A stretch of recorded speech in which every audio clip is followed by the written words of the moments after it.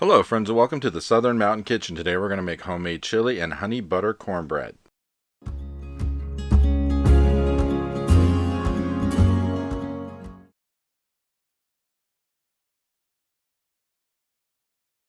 All the ingredients you see on my board is what we're going to use to make these, and really it's not hard to do.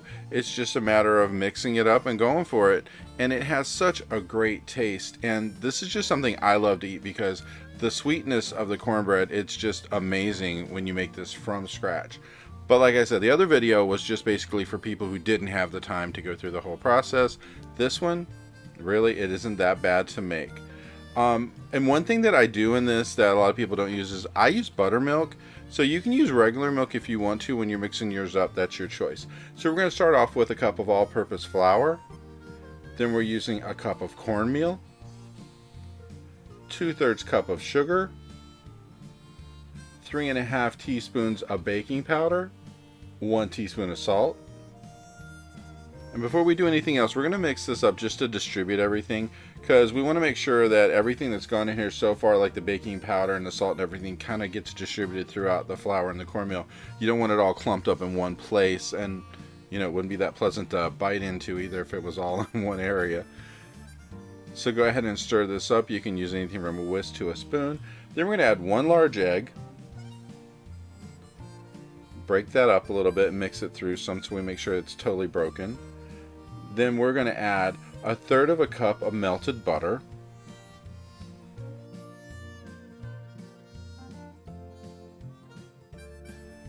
We're going to mix that just a little bit. And then the last part of this that's going in is 1 cup of buttermilk. Now, if you don't like buttermilk, you don't have to use it. You could use regular milk. It's your choice. I like the taste that the buttermilk gives this. It just gives a little bit of a kick, and I just like that. So anyway, we're going to preheat our ovens to 400 degrees because this is going to bake for 20 to 25 minutes. Now, when you go to put this in something to bake, you have a choice. You can use muffin tins, a 9-inch cake pan, or I used a 9-inch cast iron skillet. So you can use whatever you want. I prefer the cast iron skillet just because the fact that it cooks better to me. I don't know, it has a better edge. It cooks as far as like the crust and everything outside of it. It works better for me. It's your choice what you use. A lot of people make these as muffins, and that's perfectly fine. If you use a muffin tin, it just means they're already individual and ready to go. So go ahead and make sure all of this is mixed up really thoroughly. Scrape the bottoms of your bowl, go around the side, just make sure everything is pulled in.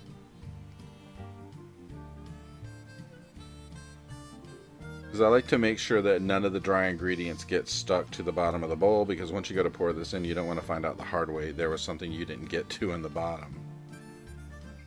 So this is my cast iron skillet, and I'm just putting a little bit of oil in here, and I'm going to wipe it around the bottom and the sides just for the fact that I don't want this setting up shop. I don't want it sticking. I want it to come out perfectly the first time.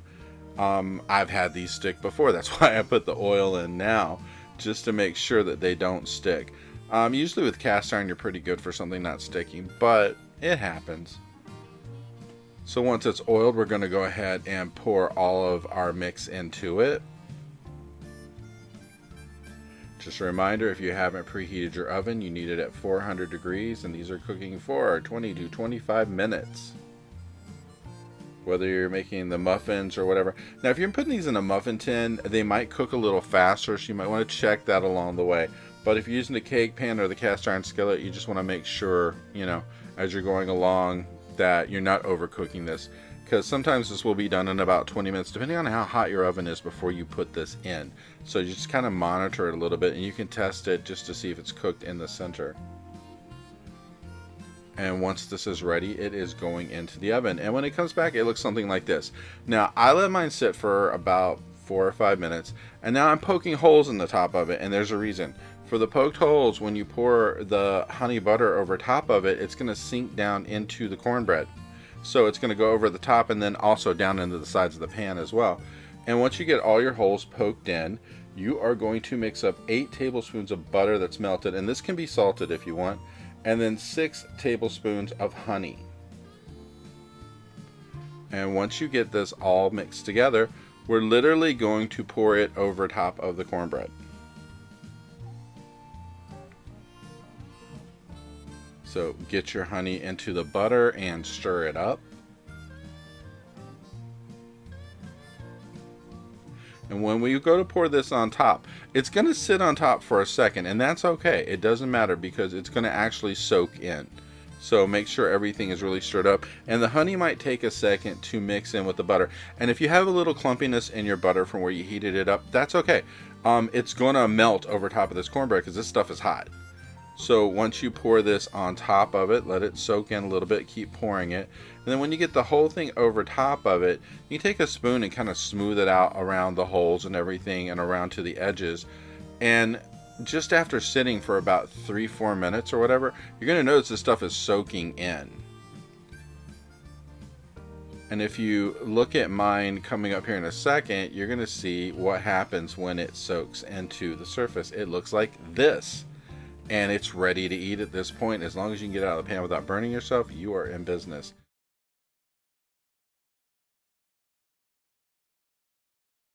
So to start with, you need a large pot, which we're going to put in there 1 pound of ground beef. Get your temperature up to medium high at least. And then we're going to add 1 medium onion, which is cut up. 1 cup of green and red peppers, which you can buy a blend of this, which is frozen, which saves a lot of money if you really want to save on that a bit.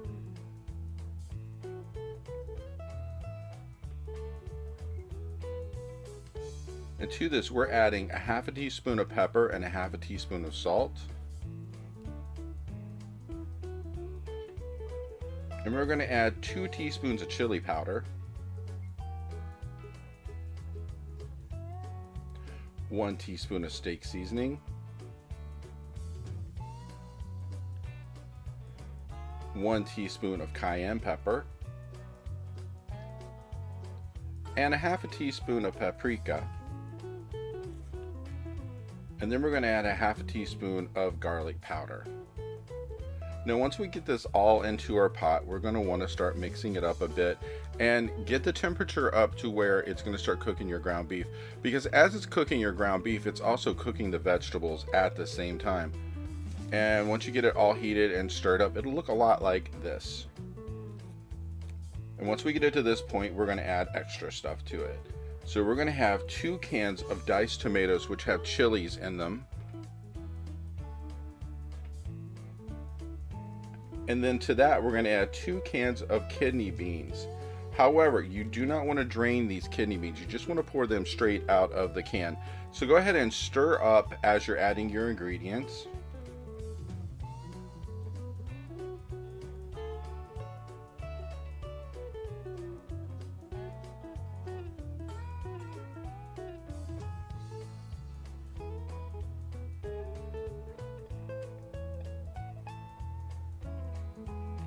Go ahead and mix the beans completely through your pot and make sure everything is stirred through. And then to this, we're going to add 1.5 cups of water.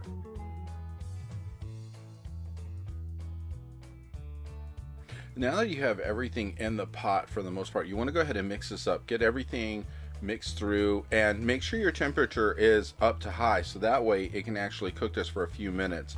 And then we're going to add hot sauce. Now you can add anywhere from a teaspoon to a couple tablespoons. It depends on how hot you like to eat things. And you can add or subtract, which is based on what you want to eat. You go ahead and stir this up for a little bit. And then we're going to turn the temperature down to low and let this cook for about 1.5 hours with the lid on. And then when it comes back, it's going to look like it's like this. And this is pretty much done at this point. You could probably turn the temperature off and let it sit till you're ready to have it.